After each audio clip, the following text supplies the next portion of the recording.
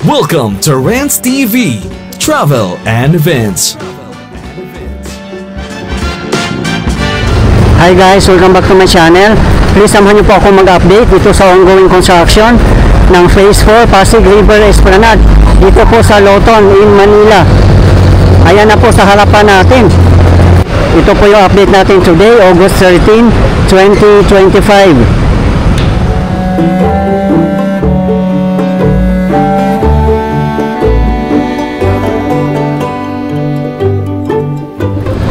Dito po mag-start ang Phase 4. Idudugtong po siya sa Phase 1. Ayun lang po ang Phase 1 sa likod po ng Post Office Building. Pupunta din po tayo doon guys. Grabe, full blast na po talaga ang construction ng Phase 4. As you can see, nalalatag na po ang mga lamppost. Last time nung nag-update po tayo dito ay wala pa pong nakalatag ng mga lamppost. At tingnan nyo naman po. At pati rin po dito na side ay nag-precasting na po sila. Ayan o, nakalatag na po ang mga steel bars or I-beams.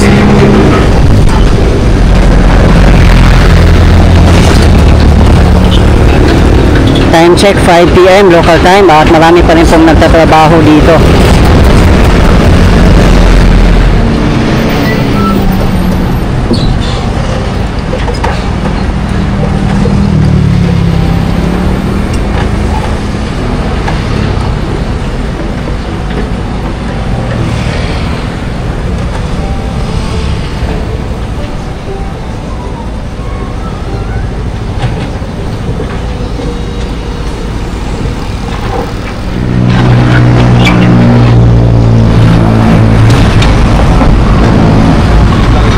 Magkakaroon po pala dito ng malaking poste. Ayan po, bubuhusan pa po yan.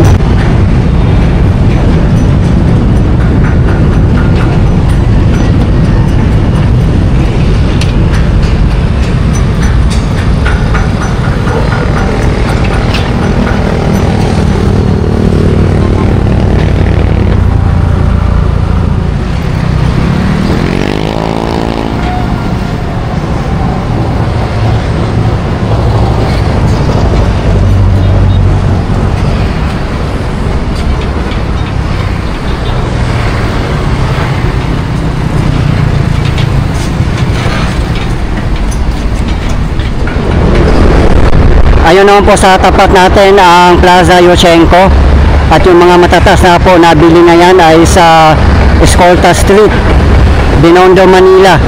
Meron din po tayong update dyan. Nasa aking previous video lang po. Ayun lang po sa pagbaba natin ang Santa Cruz at nandyan lang din po ang Carriedo Station ng LRT1.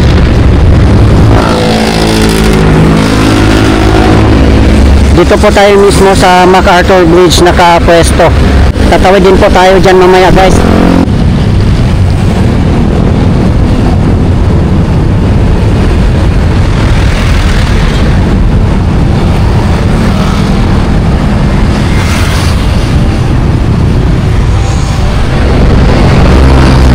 Yung portion na po na yan ay ginagawa po nilang yard.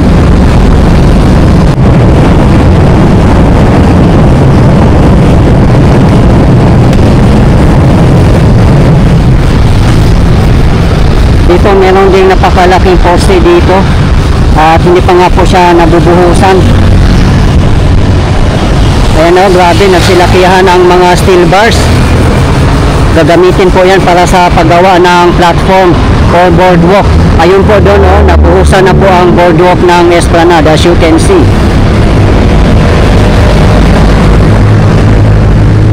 Dami ring mga pilote dito naka-stack.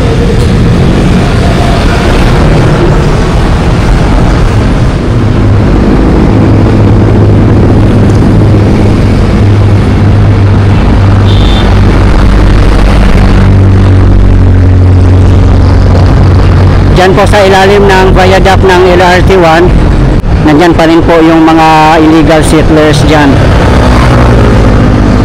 Hindi pa rin po sila nakakaalis.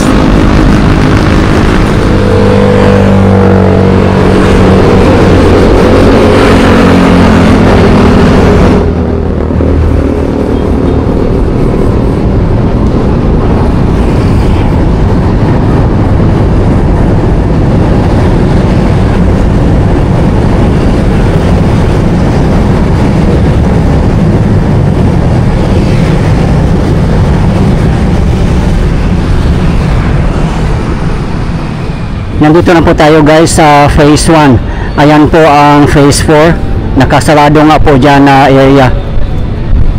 Dito po tayo mismo sa likod ng post office building. Ayan po ang post office building. Ayan, may naglilinis nga po dito. Nagtitiling po sila ng mga halaman.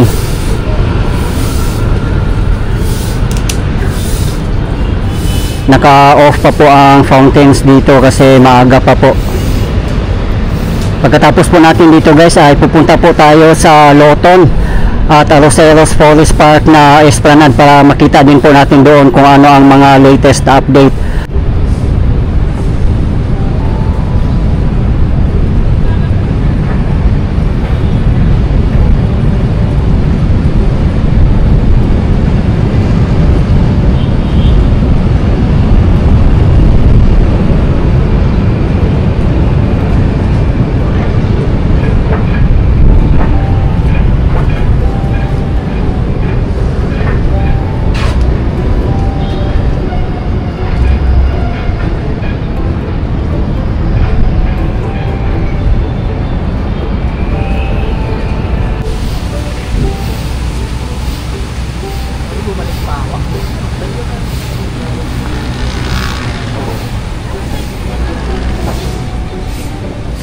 Dito po sa phase 1, ang dami na rin po palang mga kainan po dito. Ayan po. Nandun sa lula niya, may bakit din sila. Ayan lang po sa tapat ang Escolta Pasig River Ferry Station. Sa mga hindi po nakakalam, wala pong bayad sumakay ng ferry. Dito po sa kahabaan ng Pasig River. I-try nyo rin po guys, maganda pong sumakay nyan.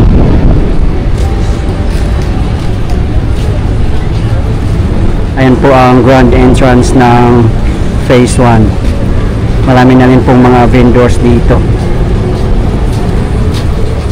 Ayan, hindi na po kayo magugutom at mauuhaw kung mamasyal po kayo dito sa Esplanade. Sa phase 1 pa lang po, busog na po kayo.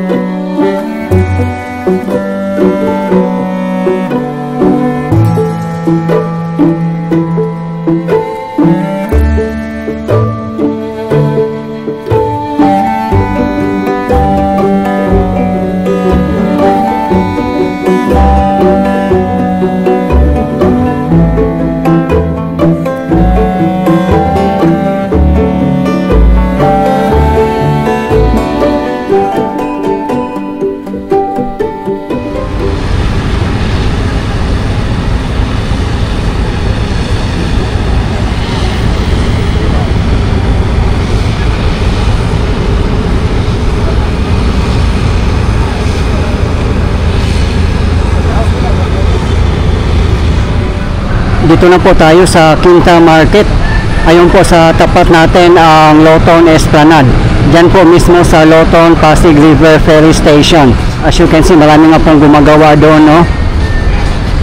Ayan, may malaki pang barge at may mga crane. Doon po tayo galing kanina. Ayun po, nakita nyo po yung MacArthur Bridge. Nandyan lang po tayo galing kanina. Napakalapit lang po.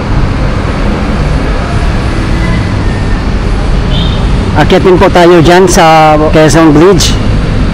Ayun lang po ang Arroceros Esplanade. Ito naman po ang Quinta Pasig River Ferry Station. Ayan lang po ang Quinta Market.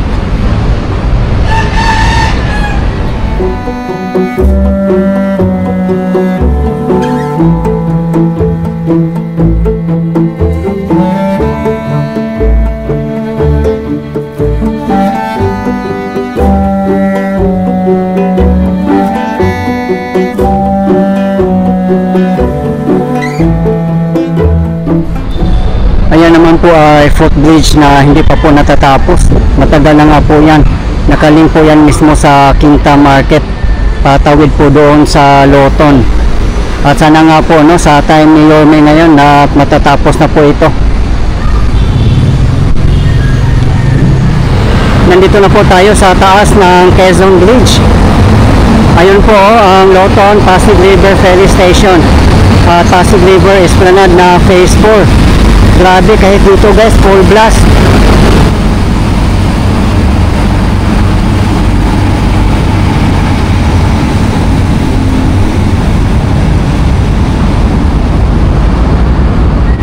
Ayun po ay LRT1 bound for Fernando Po Jr.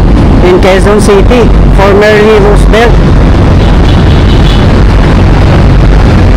Diyan na po tayo galing kanina sa Quinta Market. Ito po ang napakagandang Quezon Bridge. Sana nga po ma-rehabilitate din po ito. Makikita po natin na talagang lumang-luma na po niya at kailangan po talaga na linisin ito. Dugyot po talaga dito. Ang makakaralit po nito yung mga dumadaan dito o mga nakadaan na po.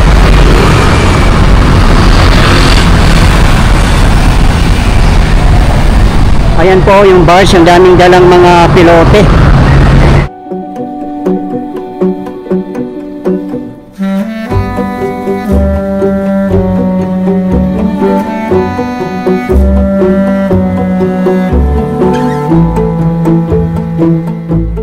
Kung mag-Pasig Ferry po kayo dito sa Loton Station ay sarado po kasi dahil po dito sa ongoing construction ng Esplanade.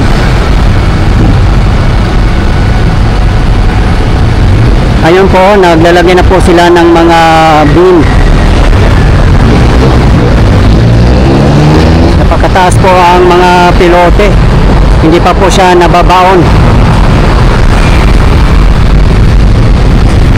Yan, pag nabaon na po yan, ile-level na po yan doon, no?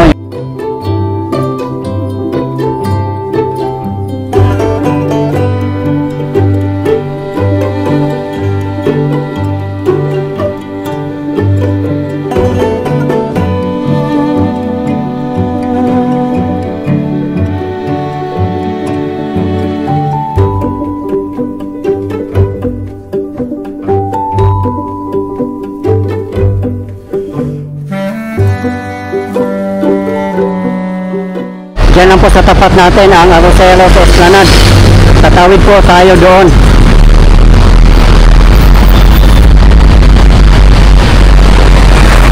Ayan na po ang Arroceros Police Park.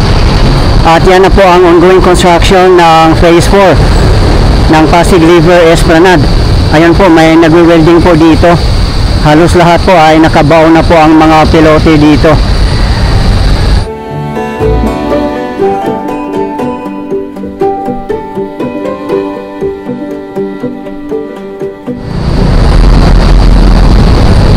Yung Phase 4 Esplanade ay dudugtong po yan sa existing Esplanade ng Arroceros Forest Park. Ayun po, oh.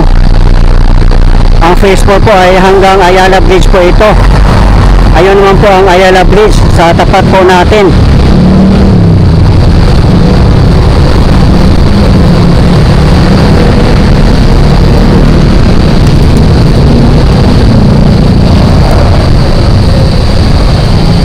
Pag matapos na po yung Esplanade dito, ang magiging entrance po nito ay sa entrance ng Arroceros Forest Park. At yung nga lang, abangan na po natin guys, no, kung matatapos po dito. Kasi ang closing po ng Arroceros Forest Park ay hanggang 5 PM lang po.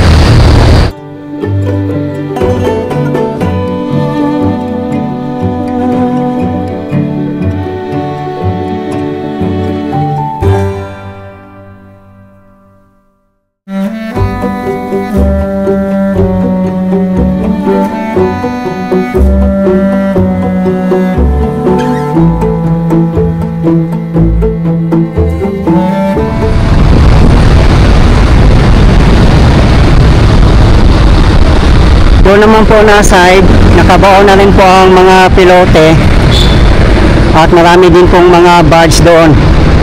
Siguro doon na po na ang isusunod sa paglalagyan ng mga pilote.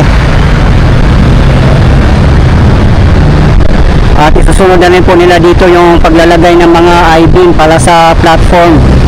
or boardwalk. Magpiprecasting na po sila at iba pa.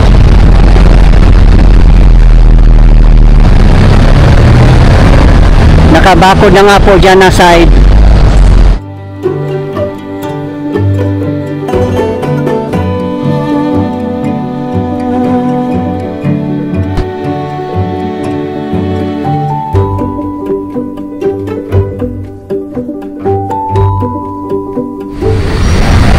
Kung didiretsuhin po natin to ay papuntang Quezon City, Fairview, Commonwealth at iba pang mga lugar. Nandyan lang po pagbaba natin ang Quiapo Church. Walking distance lang po dito.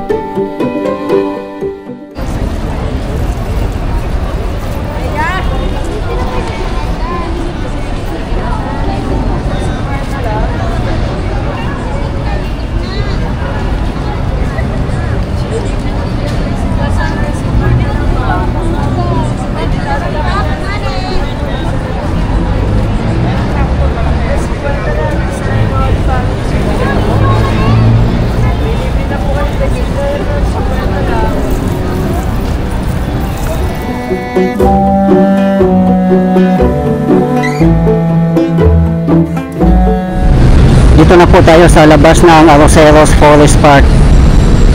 Ayan lang po ang gate. Yun naman po ang Central Terminal ng LRT1. Yan po ang pinakamalapit na station kung pupunta po kayo ng Pasig River Esplanade. Meron pong underpass dyan papuntang Liwasang Bonifacio. Papunta na rin po yan ng Intramuros na sa tapat lang po natin. Ito naman po ang Metropolitan Theater. Ayan lang po sa tapat natin ang Loton. Sa mga hindi po nakakaalam, wala pong bayan mamasyal sa Arroceros Forest Park. Libreng-libre po para po sa bayan.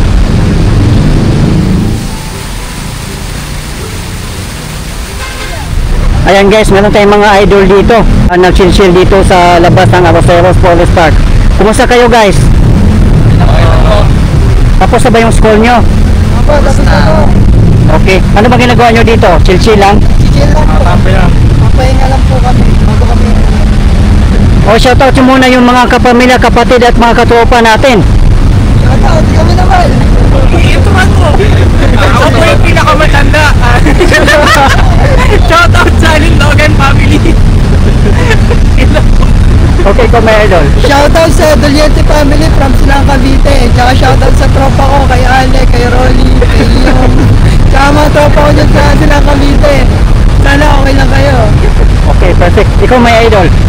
Shoutout sa Villegas family tsaka sa girlfriend ko. Love you. Ayan, huwag kakalimutan ang girlfriend para hindi magtampo. Ikaw may idol. Pinakabata po dito. Ay, ikaw may idol. Hello po. Shoutout sa family ko po, Donaire family. At sa kay kay Micah dyan. Hello po. Okay.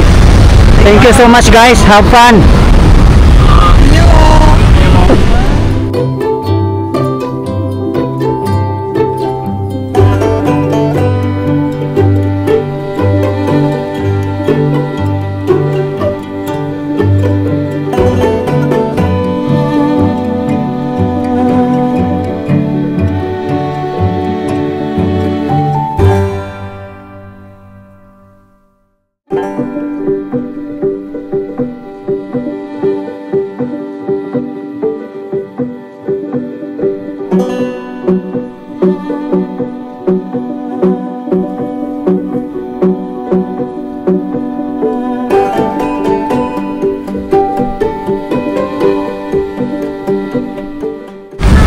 Dito na po tayo guys sa Liwasang Bonifacio. Wala pa rin naman pong pagbabago dito, ganun pa rin po ang status niya.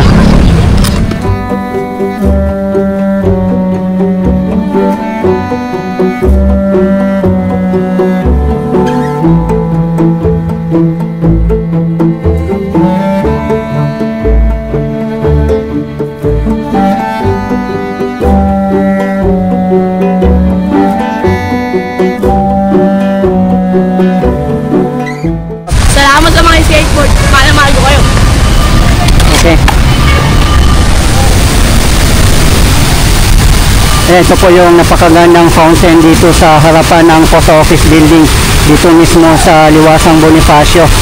Sana nga po guys, ma-rehabilitate na rin po itong Liwasang Bonifacio kasi ang likod lang po nito ay Pasig River Esplanade at historical site po ito.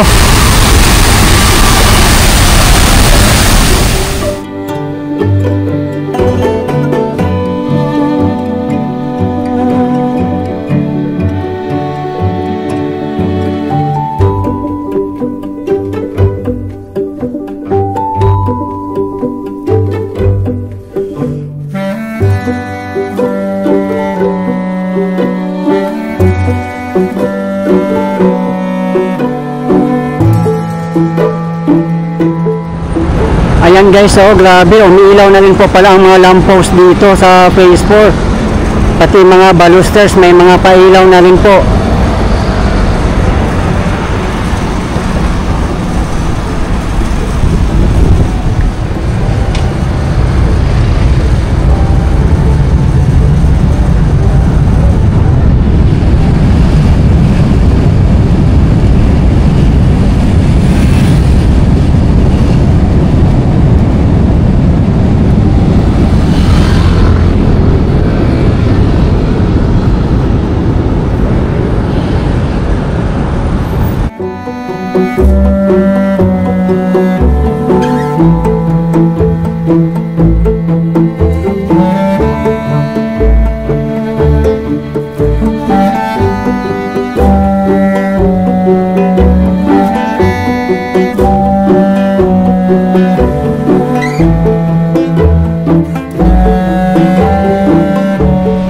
Ayan guys, ito po yung phase 4. Umiilaw na nga po ang ibang mga lamppost dito as you can see.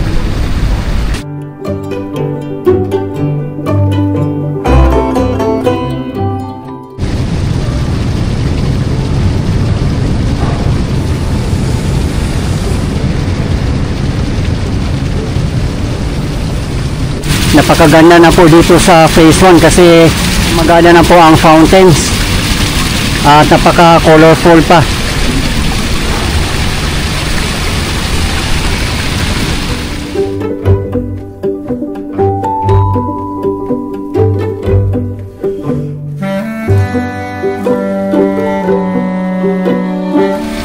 Guys, ito po yung latest update natin ngayon dito sa Pasig River Esplanade Phase 4 as of today, August 13, 2025. Maraming salamat po sa patuloy niyong suporta at panunood ng aking mga videos.